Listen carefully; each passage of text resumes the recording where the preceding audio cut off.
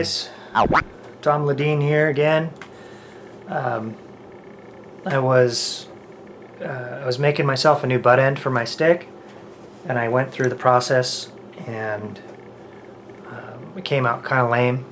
So I thought, oh man, in the middle I thought I should have made a video for this. It's a pretty cool idea, but it didn't work out. So I took it off, and now I'm starting over, and I thought, well, now I might as well try and make a video. It's still probably not going to work out, so we'll see. If it does, it does. So here's my stick. This is my all black stick. It's like a ninja. And so what I did, first thing is I shoved a bouncy ball in there, and now I'm going to tape it up. Need some tape. Hang on, let me pause this. My tape's on a string. That's where I keep my tapes. Oh, well, now they all fell off, so I have tape. It doesn't really matter what color. And I am going to put the big part of my butt end right there, just to right here, just to shorten the stick a little bit. Give myself a platform right there for crank shots and whatever. Not that I'm shooting many crank shots, but whatever. I like doing stuff, changing my gear around. Oh shoot, I'm a gear nerd, I guess. So, I'm going like a quarter of the width of the tape, and I'm just going to make a little platform right here, a little shelf. That's by shortening the stick, you give yourself more control of the stick. You run the risk of having this stick out. If it's too big, you give defenders a place to check your stick, but this, 1 or 2 inches, it's not going to matter. I mean, it shouldn't. We're going to dunk it in this stuff called, shoot, I don't even know what it's called. It's some kind of some kind of rubber, liquid rubber. It's supposed to be meant for tools, tool handles and stuff. But a nice thin coat of it is pretty light. Turns out to be quite a bit lighter than a solid rubber butt end. And my stick is really light. I kind of like it. Not for any reason other than when kids I coach pick it up and go, "Oh my gosh, your stick's so light." And I go, "That's right, it is. It's because I'm awesome." I also like heavy sticks, whatever. I just like having cool gear. So, kind of keep going with that. I'm going to pause. I'm going to just keep adding to this. Once I get it to where I want it, I'll turn it back on, turn the camera back on. All right, see ya. All right, guys, so I ran out of green tape, started with maroon. It's getting pretty close. It's pretty big. It's a nice shelf. It's very flat. So here we go. The reasoning, or the purpose of this style butt end, this is just kind of, if you don't use something like this, you just tape off the end. I thought it might be cool to have a rounded end. It kind of looks like one of those Talon turtle butt ends. I don't know if you've ever seen one of those. I don't know if they still make them. Talon was recently bought by Easton. And so the Talon shaft, that wood shaft, is going to be made by Easton, I think, and they put some more R&D into it and made it lighter and stronger. I actually applied for a job at Easton a couple months ago. It was a graphic design manager, which I would have been perfect for. A couple phone interviews, but it would have been a 90-minute commute each way because it's in Scotts Valley. So I like to think that they looked at that, they looked where I lived and said, "Oh, this guy's the right man for the job, but we can't hire him because he's just too far away." That's what I like to think. Not that they looked at my resume and went, "Yeah, right." So here we go. Paul Rabel has a YouTube video where he tapes up a butt end like this, and he describes what it's for him. And I take his word for it. 111 mile an hour shot, fastest shot in the world.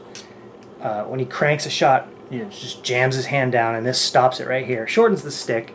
Obviously, that gives you more control when you're running through traffic. but that shelf right here, that landing pad, is just to so he can rip it. So my younger son saw that and said, "Dad, I want that tape job." Yeah, okay. So I made it for him, and now for mine, I'm going to do the same thing. I don't like it too shortened because I don't play, and it feels weird when it's short. But that's, you know, inch and a half shorter, so it'll be fine. So let's move on to the next step. All right, guys, we're out in my man cave. Oh, I'm down here, camera. Come on. Just keep with the program. This is the stuff we're going to use. Plastidip. It's this is black. It will wage war on your brain cells, murder them with a vengeance. So make sure you're in a well-ventilated area. This isn't so well ventilated, so I'm going to hold my breath for the entire time I'm doing this. I don't really know. I guess I could open this door, but you know what? I'm not going to open that door because I know that my neighbor, he's got a little wood shop over by the fence right there, and he comes out and he mills around. He's going to hear me talking to myself and think I'm crazy, so I'm just going to hold my breath. I know that's stupid. Just don't judge me. Children, do this outside. Maybe you know what?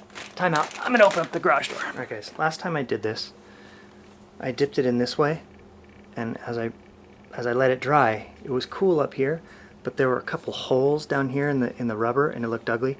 So I'm going to make a little tape rope.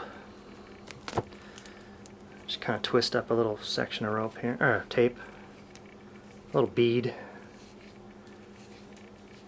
and I'm going to put it under there just to give it a little bit of transition from vertical to horizontal, and maybe this will alleviate that. And really, it would have had wouldn't have done nothing to the performance and or ability for this butt end to serve its purpose, but I didn't like the way it looked. So now I'm going to come down here. I'm just going to make a little ramp for that stuff to drip off of without creating pockets and holes. Because it did. I mean, the whole thing looked awesome except for that one little part. And if it happens again, I'm okay with it. I'll deal with it. Might be a little sad. All right. So see what I got going there. One time I tried this, hopefully that'll work, and I had a little rope, a little tape bead, a little line like that, and the whatever poison is in the rubber stuff ate away at the glue and made it fall apart. So I'm just going to tape this on like this. Make sure it stays. Also, that'll help with the ramp theory that I'm making here. Come on. So, it's a problem when you suck at tape. And I really do. I'm not good with it. I always fold it over on itself. And get off of me. It's all sticky. What's up, tape? Get out of here. Alright, let's try this again. That side looks good. Oh yes, now we're talking. How about those Sharks, guys? You watch the Sharks last night? It's about time the Sharks win something. I mean, win like a Stanley Cup. We need that. All right, so that's good. Here we go.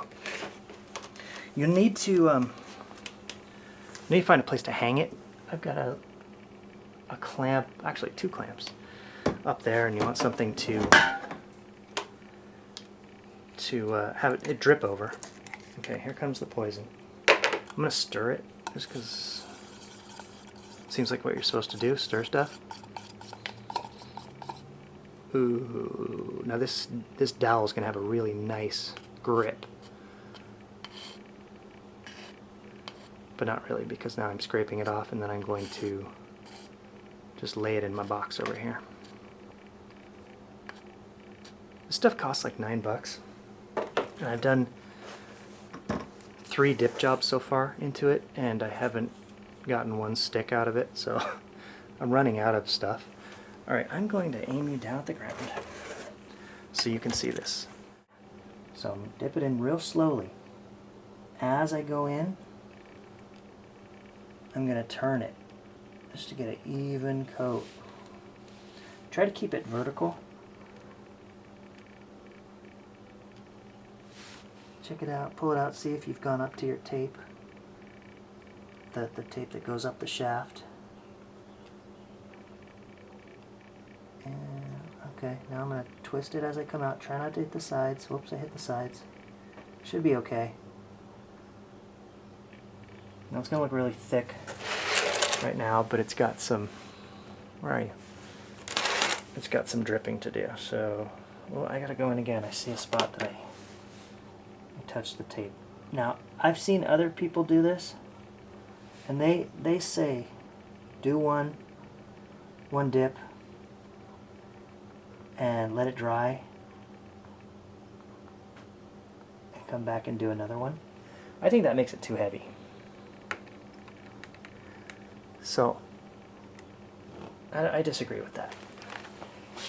Oh my gosh, I'm getting a headache. I got the garage door open and everything. This stuff is evil. I'm going to hang this like so. And you want it to be, you want it to hang vertically. There, I have sort of a twist in it. So there's my little rig up there. A bagel slicer and 2 clamps. Anyway, you could use a hanger. That would probably be the smart way to do it. But doing it the smart way,